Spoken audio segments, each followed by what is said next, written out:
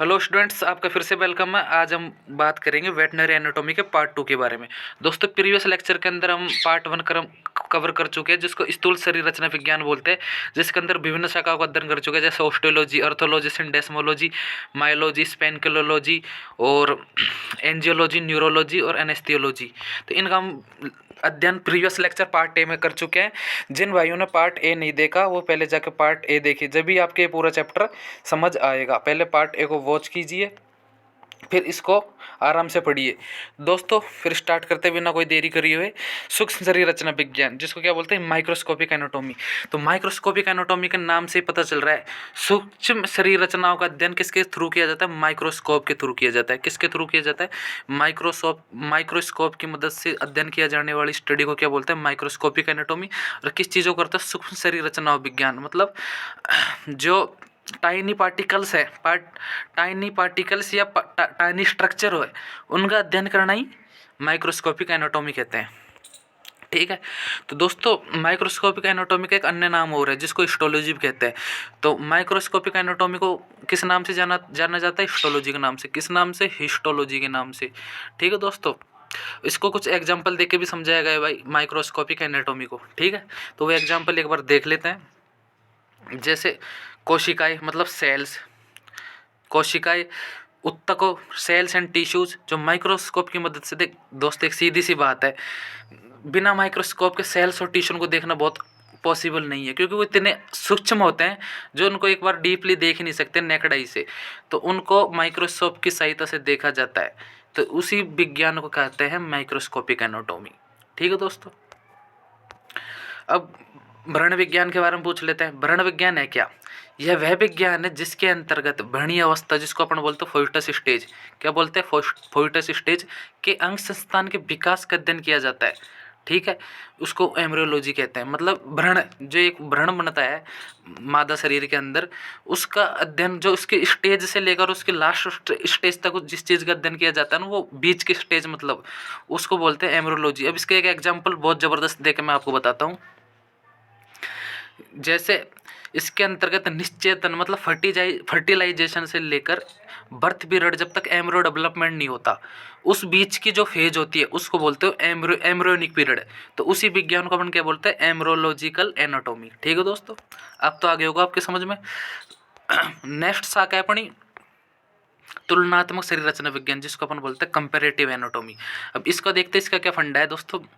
समजात अंकों की संरचना का विभिन्न प्राणियों के रचनाओं से मिलाकर, मतलब जितने जितने प्राणी, डिफरेंट एनिमल्स है, उनको मिलाकर एक अपेक्षाकृत अंतर का अध्ययन किया जाता है। मतलब जैसे उसकी फिजियोलॉजिकल स्ट्रक्चर क्या है, या फिर उसकी एनाटॉमी क्या है, मॉर्फोलॉजी क्या है, या फिर उसके वो फोइटल स्टेज क्या है, ऐसी अध्ययनों को कंपैरेटिव एनाटॉमी बोलते हैं। क्या बोलते हैं? Comparative anatomy.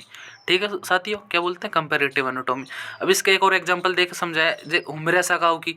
अब काऊ की हुमरस के बारे में, घोड़े की हुमरस के बारे में और कुत्ते की हुमरस के बारे में। तो हुमरस से अपन अंदाजा लगा सकते हैं किस विज्ञान के बारे में अपन अध्ययन कर रहे हैं। उसी विज्ञान को बोलते हैं कंपैरेटिव एनाटॉमी। क्या बोलते हैं? Comparative anatomy.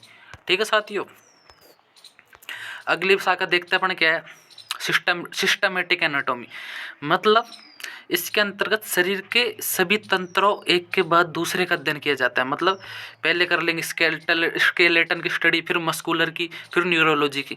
मतलब एक विज्ञान को छोड़ के, एक के बाद एक, मतलब एक विज्ञान को छोड़कर दूसरे विज्ञान का अध्ययन किया जाता है, वह सिस्टमेटिक एनाटॉमी। मतलब सिस्टम वाइज, जिसका सिस्टम वाइज अध्ययन किया जाता है एक विज्ञान को छोड़ के दूसरे। जैसे कभी मस्कुलर की स्टडी करोगे तो फिर न्यूरोलॉजी पे आना पड़ेगा, और एंजियोलॉजी करोगे तो मस्कुलर पे आना पड़ेगा। उस विज्ञान को बोलते हैं अपन सिस्टमेटिक एनाटॉमी। और सिस्टमेटिक एनाटॉमी का अन्य नाम है डेवलपमेंट एनाटॉमी। क्या नाम है? Development anatomy. अब डेवलपमेंट एनाटॉमी का कहने के पीछे भी इसका एक रीजन है। क्या रीजन है साथियों डेवलपमेंट एनाटॉमी के? क्योंकि जैसे स्केलेटन की स्टडी करोगे, एंजियोलॉजी की करोगे, न्यूरोलॉजी करोगे और मस्कुलर की स्टडी करोगे, तो इन सबको विज्ञान को मिलकर एक नया डेवलपमेंट होता है, या तो कोई आंतरिक अंगों का डेवलपमेंट होती है या पूरे शरीर का डेवलपमेंट होता है। उसी डेवलपमेंट संरचना या स्थिति को क्या बोलेंगे? Development anatomy. क्या बोलेंगे? Development anatomy. तो इसको क्या बोलते हैं? डेवलपमेंट एनाटॉमी किसको बोलेंगे? सिस्टमेटिक एनाटॉमी को। डेवलपमेंट एनाटॉमी किसको बोलेंगे? सिस्टमेटिक एनाटॉमी को। तो ये इन दोनों के बीच फंडा है। अब नाम से आपको दोनों को पता चल गया होगा और समझ भी गए होंगे। अगला साथियों 7वें नंबर का अप्लाइड एनाटॉमी। अब अप्लाइड एनाटॉमी क्या है? प्रयुक्त शरीर रचना विज्ञान। मतलब क्या प्रयुक्त हो रहा है, क्या प्रयोग हो रहा है, मतलब प्रयोग क्या क्या हो रहा है, उस विज्ञान को क्या बोलते हैं? Applied anatomy. एक बार इसको चेक कर लेते हैं। इस विज्ञान का संबंध रोग निदान मतलब जो डिजीज है उसका ट्रीटमेंट से लेकर विशेषकर शल्य चिकित्सा क्या था? ऑपरेशन। जो ऑपरेशन होता है ना दोस्तों, ऑपरेशन विज्ञान मतलब जिसके अंदर सर्जरी की जाती है, उस विज्ञान के जो उपचार सहित रोग निदान का अध्ययन करना, मतलब डिजीज का ट्रीटमेंट सहित सर्जिकल एनाटॉमी करना, उस एनाटॉमी को क्या बोलते हैं? Applied anatomy. क्या बोलते हैं? Applied anatomy. ठीक है साथियों। अगला आता है इसके अंतर्गत, वो ये दोस्तों अप्लाइड एनाटॉमी भी खत्म नहीं हुआ है। इसके अंतर्गत शल्य चिकित्सा सर्जन, जो स्पेशलिस्ट सर्जरी करने वाला डॉक्टर होता है उसको बोलते हैं सर्जन।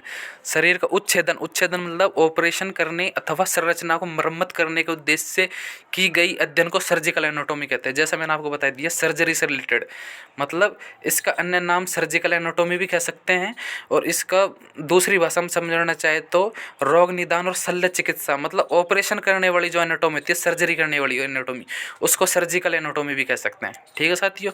ये दूसरा अपने अपोजिट है। सर्जिकल एनाटॉमी अप्लाइड एनाटॉमी और अप्लाइड एनाटॉमी सर्जिकल एनाटॉमी है, पर इनका फंक्शन एक है। इनका फंक्शन एक है। क्या फंक्शन है? क्योंकि इनके अंदर विशेषकर शल्य चिकित्सा को महत्व दिया जाता है। शल्य चिकित्सा क्या है? Surgery, operation. ठीक है। और मेन उद्देश्य क्या है? रोग निदान का, क्या? डिजीज का ट्रीटमेंट करने का। ठीक है साथियों। अब आगे देखते हैं स्पेशल एनाटॉमी। अब स्पेशल एनाटॉमी क्या होता है इसको भी देखते हैं। विशेष शरीर की रचना, मतलब विशेष शरीर की रचना कैसे? किसी भी विशेष जाति के पशु की बायोलॉजिकल स्ट्रक्चर का अध्ययन करना ही स्पेशल एनाटॉमी कहलाता है। मतलब विभिन्न विभिन्न प्रजाति का पशु होता है, जैसे गाय, घोड़ा, कुत्ता, भैंस। ठीक है। अब उनके जो प्रजाति के ऊपर एक अलग अध्ययन करना, मतलब एक बायोलॉजिकल संरचनाओं का हिसाब से अध्ययन करना। भाई भैंस है, उसका क्या लैक्टेशन से दूध देती है वो, फिर क्या बोलते हैं उसके अंदर ह्यूमरस की क्या संख्या है। तीसरा घोड़ा है, अब घोड़े की क्या बोलते हैं, जो साइनस है आगे की, तो साइनस के अंदर कितने बोन्स है। तो अलग अलग जो प्राणी के जो बायोलॉजिकल स्ट्रक्चर है उनका अध्ययन करने एक विशेष प्रकार की रचना आती है, जिसको अपन स्पेशल एनाटॉमी बोलते हैं। क्या बोलते हैं? Special anatomy. क्या बोलते हैं? Special anatomy. स्पेशल प्रकार का अध्ययन करना ही स्पेशल एनाटॉमी कहलाती है। ठीक है साथियों। आगे देखते साथियों क्या है, पशु शरीर रचना विज्ञान की सामान्य शब्दावली, मतलब जो जर्नल कीवर्ड्स होते हैं या ग्लोसरी होती है in the sense of veterinary anatomy.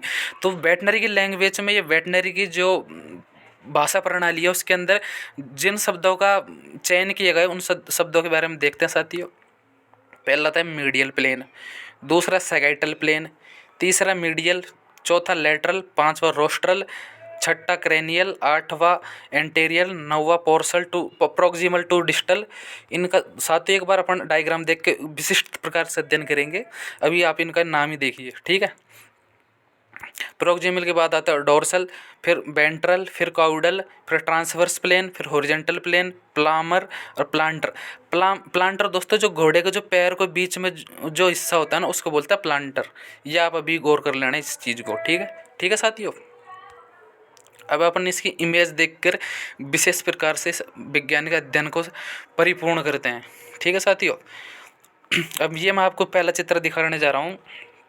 यह ट्यूबरोसिटी, जो अपने वेटनरी एनाटॉमी उसके अंदर एक आपको जानी मानी टर्म पूछी जाएगी। ट्यूबरोसिटी क्या होती है? एक बहुत ही तो एक बोन सी अपन उसके बीच में जो गैप होता है ना, मैं बताता हूँ कौन सा गैप होता है। जो आपको ये गैप दिखाई दे रहा है, Demi facet for head of rib, इनके बीच में जो आपको ये गैप दिखाई दे रहा है तो उसको बोलते हैं ट्यूबरोसिटी। ठीक है। ये आर्टिकुलर पार्ट ऑफ ट्यूबर से रिब और बॉडी के बीच में होता है। ठीक है। एक ट्रांस प्रोसेस भी बोलते हैं इसको। ठीक है। क्योंकि ट्रांस प्रोसेस के नज़दीक ही होता है नहीं ये, इस वजह से इसको ट्रांस प्रोसेस भी बोलते हैं। ठीक है। और ट्रांस प्रोसेस, क्योंकि ये गैप दिख रहा है ना आपको, इसको तो ट्यूबरोसिटी बोलते हैं, और ट्यूबरोसिटी से ऊपर होता है ट्रांसपेडिकल, ठीक है। और ये इसके और अंगों के नाम है उसी बोन के अंदर, Demi facet for the head of rib, और दूसरा सुपीरियर आर्टिकल प्रोसेस, मतलब जो आर्टिकुलर प्रोसेस मतलब प्रोसेस होता है बोन्स का एक साथ मिलने का और फिर कॉन्ट्रैक्ट करने का फिर रिलैक्स करने का, तो उन सभी को क्या बोलते हैं, सुपीरियर आर्टिकुलर प्रोसेस, ठीक है साथियों। तो किसका डायग्राम है, अब तो आपको समझ आ गया ट्यूबरोसिटी का, किसका, ट्यूबरोसिटी का। ये आपको हमेशा याद रखना है, ये आगे को चैप्टर्स में भी काम आएगा, ट्यूबरोसिटी, ठीक है। और ये डायग्राम हमेशा याद रखना।